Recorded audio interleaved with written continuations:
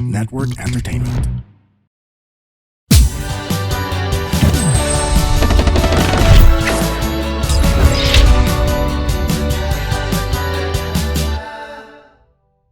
This is brought to you by Meralco. Hello, students and junior professionals of PR and communications, and welcome to the Pioneer PRSP YouthCon in a podcast. This is Breaking Down the Bus, and I'm your host, Matec Villanueva, Marketing and Communications Director at the Ateneo de Manila University. Now, did you know that you're part of history? If you're listening to this podcast, yes, you are. The PRSP YouthCon is a podcast. It's the first of its kind in the communications industry. Breaking Down the Bus is a partnership with the Pod Network.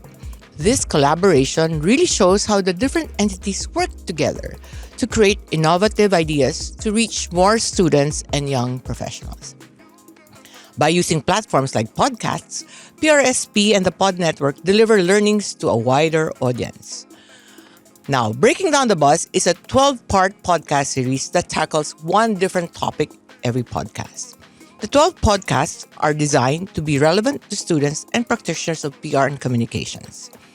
The discussion is current and fresh, and the talk points are direct, easy to digest, and very useful for school or your current work. In short, suitable for all young listeners, best for all ages. Right? So without further ado, let's get started. Today, our topic is PR evolution from classroom to workplace, and our guests are of diverse gathering. We have Ms. Tricia Kiocho. She's a professor at the University of Asia and the Pacific, and MullenLowe MARC Managing Director. Hello, good morning. Morning, Tricia. Welcome. And Mr. Jocel de Guzman, who is the Reputation Management and Marketing Consultant of the Manila Bulletin. Jocel, welcome. Hello, thank you. Okay, let's start this. Let's hear from Jocel and Tricia. Let's talk about, give us a short introduction, talk about yourself, and as usual, Jocel, we will start with ladies. Of course. Ladies By all first. means. Yes, we are still very, how would I call it, traditional about this. So, Tricia, please. Hello, everyone. Good morning. So, I'm Tricia. I'm currently the Managing Director of MullenLowe MARC. So, MARC is the PR arm of MullenLowe TREYNA. So most people would know MullenLowe as the advertising agency, but throughout the years, the agency has developed different services and capabilities already, including digital, production, and then PR. So the MARC team was developed in 2018, and I went back to MullenLowe to work for MullenLowe MARC in 2019. Oh, that's pretty recent. Huh? Yes, I just celebrated my 4th year with the company last month, October. My God, she's so young. I feel okay. And then on the side, I think starting 2021, so it was during the pandemic that I started as a part-time professor in UA&P. So in the University of Asia and the Pacific, I teach specifically the public relations and corporate communications course to IMC students. Now I am. We'll get to that later. Jocel. Hello. Kamusta na? Okay lang. It's been Hey, a while. a brief introduction, please. Yes, well, I'm Jocel de Guzman. I'm tall, dark, and kind. No, but Okay, I'll take that. Okay. I'm currently the president and founder of Truth 360 Inc. It's a startup reputation and perception management company. I don't actually position my company as a PR because, although we are capable of doing PR, so we're really pushing for reputation management for companies to become a niche as a crucial part of not only of corporate communications, but the entire organization as well. Also, I'm also the founder and co-lead convener of Scam Watch Pilipinas. So this is in partnership with Manila Bulletin, Department of Information Communications Technology, Cybercrime Investigation and Coordinating Center, NTC, and National Privacy Commission. So we're basically the national arm of the government to educate the Filipinos against online scam. So we founded this last July. Only? July only. And we accomplished so much now. So we're targeting all sectors and all household. So all household by 2028. that's a good topic for a podcast. For the guys who are Yes. doing this, you probably should do a separate one just for that. Yes. That's what we're doing right now, and I'm an advocate also of reputation of individuals, Of course. individuals and brands. So kasi what you need to understand, the traditional practice of PR in terms of the business, it's always three: PR writing, media relations, and organization of press events. Of course. So we want to go beyond that, and being an outsider, because I've been part of an organic of Globe as the PR and communication strategy head for 7 years, and I used to have an influence in terms of how the company, Things, yeah. how the brand image will go in terms of direction. But right now, I want to impart that experience to other companies, that a PR is more than the PR releases that you read in the things have evolved actually, Yes. and we'll go to that part. Okay, so let's start with Tricia, because really the discussion is about from classroom theory to practice. practice. Okay, let's start with classroom. What did you take up in college? And I'll get back to you on that too. But I'm not gonna ask when you graduated because that's not fair. So So, actually, I studied broadcast communications in college. that's pretty related. Yes, very related. So ever since I was into communications already, and then I never left. So I studied broadcast communications in college, but then Hoping to do PR. hoping to become a news anchor. Okay, medyo Nalihis. Okay. Actually, before, one of my parang role models at that time was Senator Lauren Legarda, na coming from a reporter to a news anchor, and then she went into politics, then became a senator. So, at that time, yun yung goal ko. Yun yung, okay, that's my career path. Where did the fork happen? Actually, after graduating, because of my experience during internships, I was thinking, broadcast ba talaga yung gusto kong gawin? So, and then of course, I went into the traditional na, okay, so how do I use now my broadcast communication or communication degree to get a job? What jobs are open for me? So I started applying as a PR or advertising in different companies. So I ended up in Honda Cars Philippines as a public relations and advertising assistant. That's why parang my experience ever since was really public relations and advertising.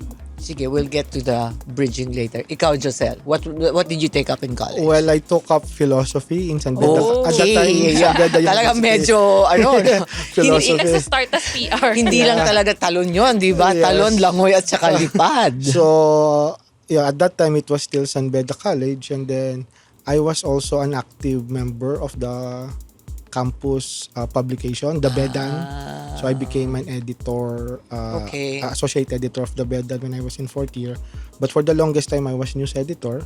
Okay. And So it was your student activity that kind of... and also the philosophy, in fairness. Okay. Because at that time, I think the misconception about philosophy is that if you take the course, it's either you take law, which most of my classmates did.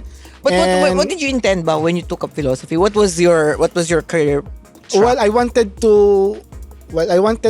at that time there was no really direction. So I just wanted to Don't worry, ako rin. I just wanted to improve my writing. And at least for literary. But I did not become a literary person. I became more of a journalist. So, Okay. but not all. But eventually in my career, I became a PR practitioner since 1998. Okay, I'm not gonna ask when you graduated kasi baka magkaanohan. Yes. But was it straight out of college? Did you do PR or nag-journalism ka muna? Well, at that time, I was already applying to be a reporter in some in some publications, but a friend, because of the Bedan network, asked me, why don't you try in Bayantel as a corporate communications assistant? So pareho, di ba? Interesting. Okay. So let's go to the part na yung natutuhan nyo in college, di ba, the theoretical part. Kasi they always, kids will always say, why have to take this up? You know, I'm not gonna use it in real life. Yung mga, Yes. so, you know, what was there a big difference? Was there a huge gap? Was it helpful? I mean, talk about a bit about that. To some extent, it was good to have that communications background because you were exposed to everything. At least with the broadcast communication program in UP, we were exposed to writing, we were exposed to performance, we were exposed to production. So in a way, those are still things that parang ginagawa ko pa rin naman now. So it was still relevant, especially in advertising because I had background in production.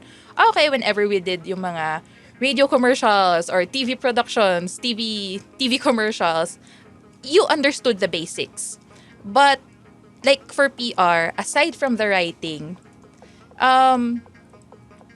there are a lot more things that would go into it when you're already applying. We'll talk about It those other already, things. yes. Those other. Ikaw, Jocel, ano yung sa iyo? Yung did it apply? A philosophy. Ay, Yeah. you said it. Did it apply? Well, the theories actually in putting depth into feature writing, it did. But when it comes to the news, it did not. However, I think the most crucial part there is that because in philosophy, we were required when we were in second year to submit 5 term papers a week, minimum of 25 pages. Term papers? Term papers. So and plus the pressure of also of coming out a monthly publication with the deadlines. I think at that young age, I was already introduced to deadlines. So that's why when I was in the Deadline. corporate work, it was so easy na okay, it's like college.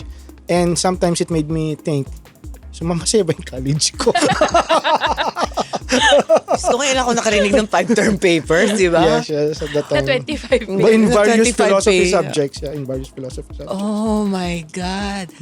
So yeah, so PR, I think what we need to also clarify to a lot of our students and our young professionals is public relation or reputation. I like the idea of reputation management. Actually, very relevant.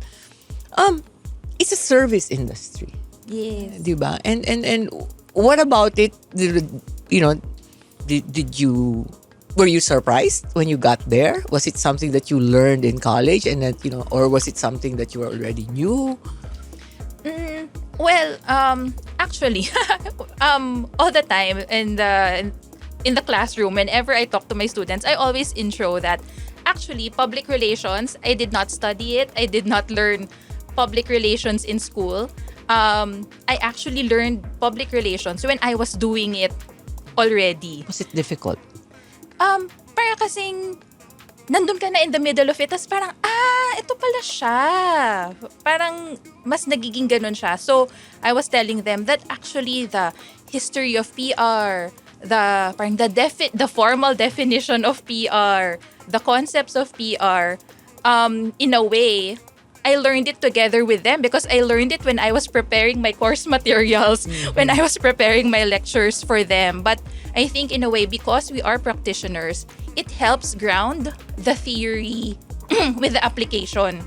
So in the way that you're structuring your class, for example, yes, you start with the history, yes, you start with the basics, but you're already aware of paano ba ito nangyayari in real life. So you're also able to give them that kind of experience, not just puro definitions and Yeah. theory or case studies, Yeah. but because ginagawa mo siya every day, you can also make them experience it as if they're going to do a PR plan, as if they're presenting, as if they're promoting a brand or a product already. I'm really nafa-fascinate ako kay Jocel kasi sorry yung combination ng philosophy at saka yung reputation management, di ba? Did that happen? Did you think the philosophy part, your philosophy training kind of help you take your career or your what you do now from what you call traditional PR to this thing called yeah. reputation? Because right now I'm writing a book. It's called Discover Truth 360. So Truth 360 is something that it's actually a proprietary reputation management principle that I created. So this is the balance of perception building and experience making. So right now, most PR practitioners are just doing perception building. And it needs to be balanced. And right now, people are talking about customer experience. So it needs to be balanced by the experience. So it needs to create that cycle in order to become number one, factual, accurate, and to avoid misinformation. So let's say, for example, as basic as company A takes care of its customers. Okay, that's the perception that we want to build. And it must be validated. It must be validated by an experience. Correct. So the way that we measure, the way that Truth 360 measure it, it's that if company A says the ideal is high experience and high perception. So if let's say Jollibee, so Jollibee is the only company right now with high experience and high perception. If let's say you're going to use the telcos, so they're more of high perception, but in some cases, in other places where there are no networks, it's low experience. So that creates that balance. So for me, So anong trabaho ng communications kasi is a problem-solving activity. Yes. So by applying this, you have to check the brand, and you have to check the brand and their directions and their KPIs and KRAs. What do you really want to fix? Because most of the time, a lot of PR practitioners will just Messaging, communication. other than that, it's I need to come up with 4 stories a month in 3 publications. may template? May template, but template. it should be solving a problem. Yes. So it's either your Okay. problem right now, it's high perception ka and then low experience. Let's say mahina yung when I was in Globe, I already applied this with Wonderful PH when they said that the internet was bad. So we created the Wonderful PH. So the perception is we're improving the internet. And then since dadayain mo rin siya. So bakit mo siya dadayain? Because you cannot cover the entire country. So you focus first on where you are good at, strong. So at that time, the Truth 360 there, at that time it wasn't yet called Truth 360. So when we applied it, let's say in Metro Manila, particularly in BGC, because that's where Globe is. So it's the signal in the Globe is strong in BGC. Perception is high, experience is high. Yeah. And then we're also creating this perception that we're improving on a per city level because Globe was spending this much in network infrastructure and it's partnering with the government. So it's as basic as that. And then the good thing also about the Truth 360 right now, because of before you need the media in order to create that perception, in order to bring that experience.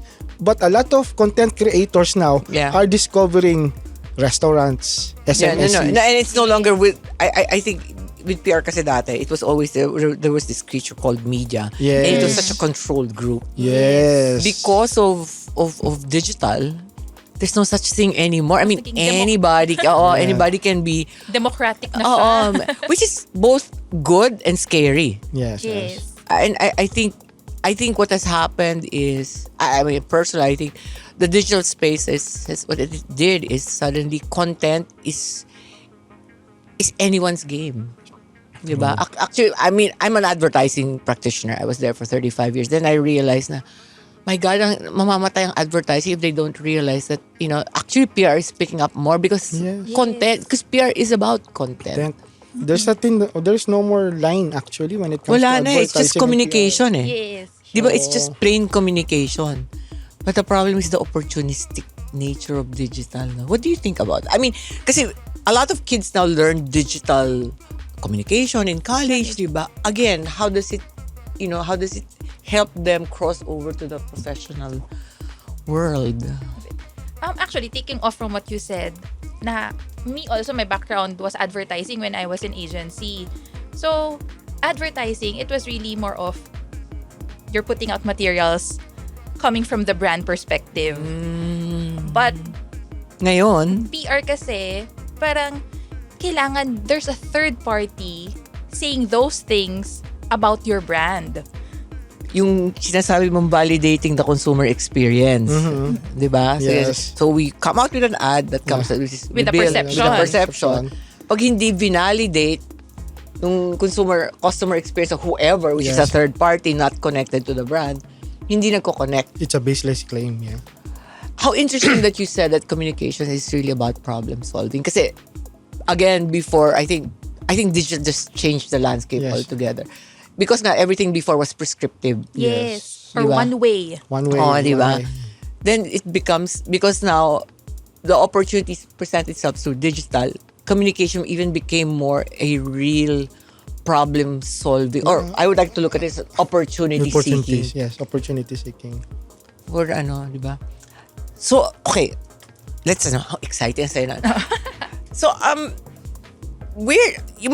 so how do you balance, so when you got there, di ba? So, nagulat ba kayo when you started practicing PR, or was it something that you had a hard time with? And if you did, how did you manage it? Yeah, well, the misconception about PR kasi is that they always think it's skill-based. It's either you have to know how to write well. You have to know how to write well. You have to do research and everything. But it's the people that you know. It's the people that you create the relationship Oh my with. God. Because so in anthropology, we call that social capital. Yeah, so because at the end of the day, especially I was lucky in San Beda because we have a strong extracurricular culture and brotherhood culture back at that time. I don't know now. Back at that time. So the network that you know, particularly the support of the alumni, and when you graduated, the support of your batchmate and the higher batches, really created that network. Yeah. So it's not what you know. It's not what you know. It's the people you know. Even at that time when I was in college writing for news, a lot of people, as early as that, because it's a active extracurricular school, people in the debating team, people in the sports are already approaching us because it's a story. Yeah. And you also, me as a campus journalist at that time, I was already changing lives. I didn't know at that time that if I feature student A because of his achievements, it created that impact and created that confidence so that he can pursue something bigger after graduation. Oh wow. So it's also the same thing now. So though right now it's still valuable to a lot of people that they see themselves in a media outlet, that they see themselves being quoted. So in a way, that's the power of PR per se. It's how you create value for the people that you know, particularly when you need. But of course, that's just one aspect. So you have to also use, let's say, if you're looking for answer or it's a problem-solving activity like what she said kanina, it's people talking about you positively. So you also look for those sources. That's why you partner with other institutions, you partner with advocate groups, so that it brings credibility to whatever campaign that you're doing. Say, Tricia, were the gaps wide? And what did you do? I'm not sure if the gaps themselves or maybe also it was how application of it. Because for example, I'm kind of OC, I'm a type A person. So, yung natutunan mo, ito yung process, ito yung flow ha. But when you're applying it already, the flow, sige, ganyan. Pero, pagka may nangyari, okay, there's a certain event, there's a certain social happening that is going on. Pwede kang bumalik doon sa mga messaging angles mo to change it up, to make it more relevant. Or parang biglang, may bago pala tayong pwedeng avenue. Pwede kang bumalik ngayon sa media strategy mo na, okay, there's a new type of media or there's a new media channel that we can tap. Hindi lang siya yung basta nagawa ko na to, ilalabas ko na lang siya, tuloy-tuloy na siya. No, parang because That's it's not very PR, dynamic. Yes. Communication cannot be prescriptive, right? Yes. So, And to the shotgun. practitioners out there, if you think this is like, it's an 8 to 5 job, we're already warning you. It's not. Yes. It's not an 8 to 5 job, guys. It's actually and it's the kind of job you like. You get a thrill of yung bang the unexpected. Ano kaya yung mangyayari today? Oo, yung mga ganon, di ba? Oo, may pagka-adventurous ang PR. Ang communications, I would like to believe, is a much more adventurous kind of a career than Yes. usual, di ba? But the positive thing, I think, what Sir said, is really the relationships that you're able to build. Of course, parang meron lagi siyang value exchange na Of course. they will only put out your story if there is also Of course. value in it. So I think that's the way also that the relationships are built. Yes, there is the chika part and the Yes. pagiging friends part, but at the same time, Yeah. It's still a job. yes, it's still a job. It's, It's still content is still king. There's still something that needs to. Actually, that's what I told I would tell my kids before in school, when I do a class. I said, ang PR kasi. So, why do media still take on, why are companies and brands important? Because brands do create news. Yes, Yes. they do. They are, they have They do. something new to say. And like it or not, media people will not always have the news ready, right? Kaya nga, di ba may mga reporter na nakabantay sa Yes. sa Lagi sila presinto, naghahanap ng nag-aano. news. Another thing about PR in terms of the channels that you Yeah. use now is that it's also a misconception kasi all malpractice is that yung mindset mo, it's always a shotgun. So if I What do you mean? if I release a story, it should be read by everyone. Ay, masyadong So let's say I want these stories to come out in all media outlets. The boss will say that. But it does not actually solve the problem. Let's say for instance, you can actually divide this target audience into various stakeholders. And then you only communicate with them. So if you have a regulatory issue, then just communicate with the government. You select Manila Bulletin, you Yeah. select Inquirer Yeah. to be the top media outlet. And you don't need to come out with others. And if you want to talk to your customers, probably you can use your own channels. And you can also use the bloggers. So it's Yeah, you're right. So that's what we are I trying want to change take up now. on that. I think if there's one theory, and I won't call it a theory, I really call it a reality that I'd really like everyone to our listeners to remember is yung principle ng target market. Kasi I don't know why people don't seem to understand, kaya nga target, di ba? Kaya nga hindi nga exactly that, hindi yung every all. Yes. And I think that's something that they'll have to keep believing and practicing na may target market. Dahil may target market, may particular medium, may Yes. particular na listeners, di ba? Yes. Or actually, it's also an opportunity for you to parang widen your story. Kasi for each widening the story. target market, for each media channel, pwedeng ibang angle, pwedeng ibang message of the same story yung That is relevant to that is them. relevant to them. And it Exactly. makes your Yeah. story more hardworking or Oo. mas madaling tanggapin, mas madaling And richer. yes. Because then, I guess there will be more inputs eventually if more people were to participate and find it relevant. Yep. Yeah? Yun ang Rather than a generic one. Yes. I mean, you usually ganun. If you're, let's say, among the Trabahong tamad yung generic to all the students out there, I think the first thing that you will do is that they will ask you to write a PR story, and then they have certain styles, but at the end of the day, reality check, the story that you write may not really come out the way that you wrote it, because editors have preference, and somehow, let's say for instance, if you really want to get to the national news, writing an event, let's say for instance, I'm going to launch a product, I'm going to launch this new phone, and the story there is company A launches new phone. Yeah, well, yeah. So it's an event-based PR. If you want to really create value, you have to find a story or part of your strategy on how to be creating that social good for that particular product. Let's say for instance, this new phone has a capability to block scams. So suddenly, it's not just the usual features of The usual product maganda benefits. camera and all So that stuff. so you have to create that value that can be Unique. and nationwide in scope that the editors would appreciate. And I'd also like to believe that because they're editors, they've been there, they kind of have a feel already of what works and what doesn't work, di ba? What the readers would want. Exactly, di ba? So, okay. What do you think? Okay, the pandemic happened. Yes. Okay, so what do you think changed, or what do you think happened to PR in this last 3-4 years where people were locked down. And so, let's start with you, Jocel. Anong nangyari sa tingin mo sa PR as a result of the pandemic?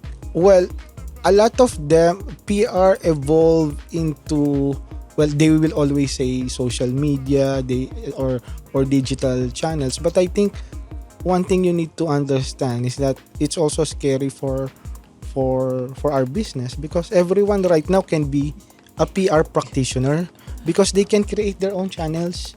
So in that stuff, it's either a lot of directions of the media outlets right now are focusing on personality base, because the pandemic, let's say for instance, I used to report, I'm a reporter before the pandemic, and I was reporting this particular industry. And then suddenly, because of the pandemic, I discovered that I needed to be sane and created my own channel and started to cook.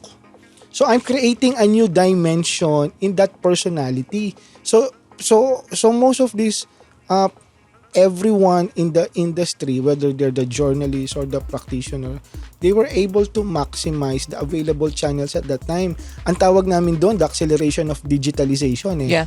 So all your life right now you want to share it because you're locked down in a house alone or with some families for X number of years, and the only channel that you have in making them know that you're still alive or that you're still sane is through digital, sharing what you cook on Facebook, your exercises method. So it became more personal. Yeah. So, and that's the challenge right now. If my content right now is not as personal as the way I project it on Facebook, then it's not interesting to the readers, because I mean YouTube, let's say, reach 60 million.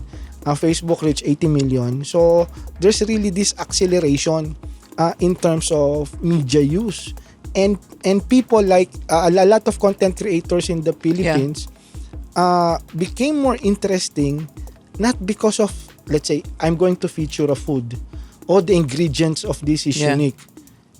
That won't sell. It will sell. It's, ang sarap nito, gusto ko siya kasi this. It's my experience, and that's what people would want. Suddenly, PR now became subjective, which is totally the opposite of what it should be, which is about truth and yes, and interesting. So I mean, now that it's subjective and people like subjective content, it's also dangerous. It is. It's also dangerous. It's not dependent on the power of the personality. Yes. And that's the unintended consequence of those content creations, of those collective content creation. So I mean, even abroad, and that's also the time where fake news really thrived. Yeah. True. Trish, ikaw, what do you think happened? I think I'll speak naman coming from, because almost all of our clients are more consumer and lifestyle. Yeah. So advertising. Because our PR agency or our PR team is connected to an advertising agency. So I think at the surface level, it was really more of the format and the medium. Bawal na mag-event. So, natuto tayo how is it to do an online event, a hybrid event, 'di ba? Parang now na there are clients who are very open to going back to complete face-to-face. There are clients who are still a bit wary. Yeah. So, okay, hybrid tayo. May konting face-to-face, but like a bigger audience can still be reached online. So, surface level, I think we were able to develop new capabilities to adapt to because these were the relevant platforms during the time of the pandemic.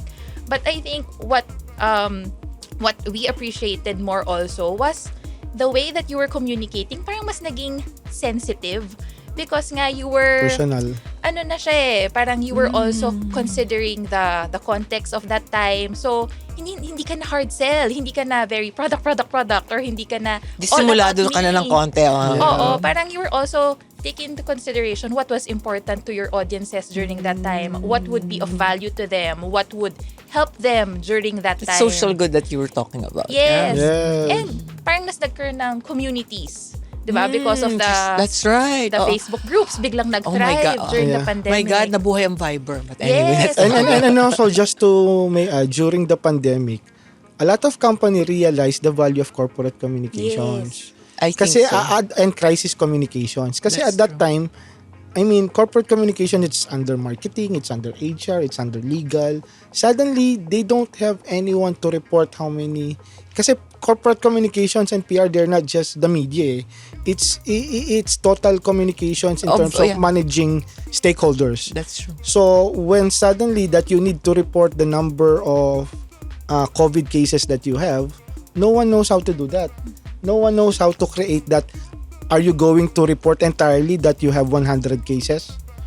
And that will create a crisis for that company because it you're will creating your own. shut down. No, you're creating your own crisis. Yes. So how do you manage? Well, I'd rather create my own crisis because that means you kind of like know how to Control. manage it. Yes. Okay, we need to wrap up pretty soon, and so before we wrap up, I'd like to hear your fearless forecast about PR.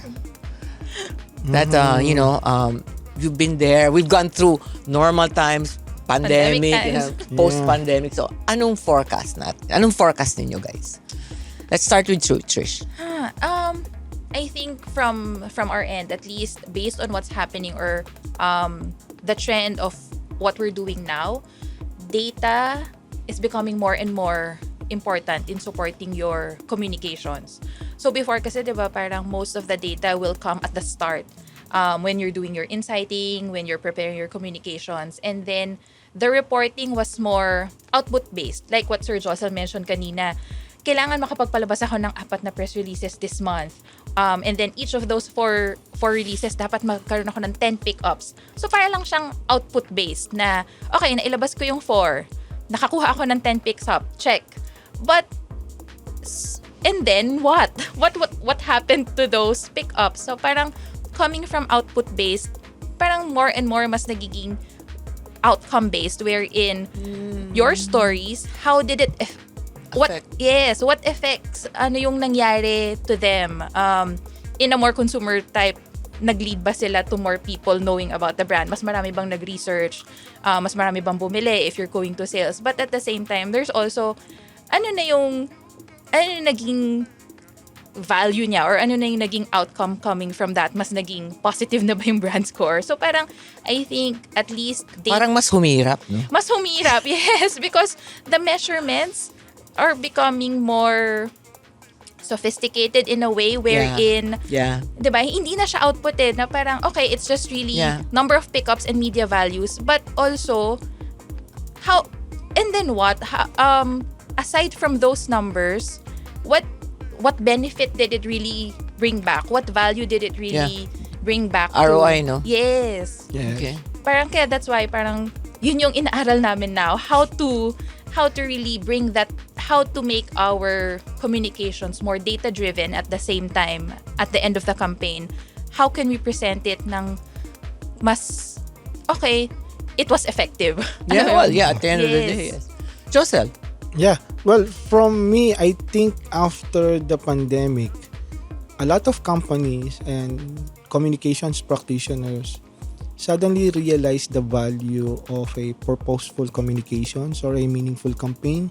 So I think there will be more or a lot of advocacy campaigns that will be coming out because it's answering the question, what does your brand stand for? So right now, the acceleration Beyond what it is. beyond the product benefit, and how can it create more value to the person in terms of contributing not only to the society, but it creating that social good without being an activist.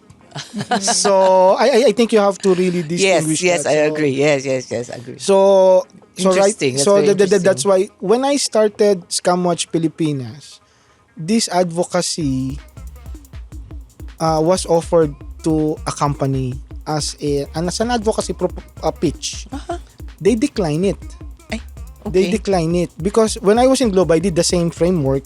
It's called Stop Spam during the era where a lot of spams are happening. So I created the same framework and offered to a company. They turn it down. So because they don't believe in advocacy. And when I created this and I said, let's do Manila Bulletin so that a lot of companies can participate. Yeah. So a lot of companies right now are starting to talk to So to advocacy, join. you think is the future? It's the future. So it's more of my brand my brand has this purpose and this is how we help not only our customers, but the society in general. So it's beyond the product benefit, but it's creating that meaningful relationship with your customers, with the consumers. My God, there's so much more to discuss. But, Yeah. well, that's a wrap for this episode of Breaking Down the Bus, the PRSP YouthCon, in a podcast in partnership with the Pod Network. A Pioneer 12-episode series designed for students and young practitioners of PR and communication. We hope that you have learned something from this podcast. Join us for the next episode as we continue to create online discussions on the topics and touch points that matter. Thank you very much to Thank you, Professor thank you. Tricia, Kiocho, Thank and you. Jocel de Guzman for a wonderful contribution Thank you, discussion of thank you. PR evolution. These learning sessions are created and organized by the Public Relations Society of the Philippines Education Committee. For further information on this podcast series, visit prsp.ph. Again, thank you to the new channel for the speakers tokens. Wonderful surprises await podcast listeners. Find out more on prsp.ph. Finally, PRSP and the Pod Network thank all the podcast listeners. We hope we shared some value to our choice professional PR and communications. This is Matec Villanueva wishing you a good day. The opinions of podcast creators, hosts, and guests are not necessarily reflective of the official stance of the Pod Network Entertainment, its hosts, or other network programs. The content created by the people behind the podcast is personal and not meant to harm any religion, ethnicity, group, organization, company, or individual.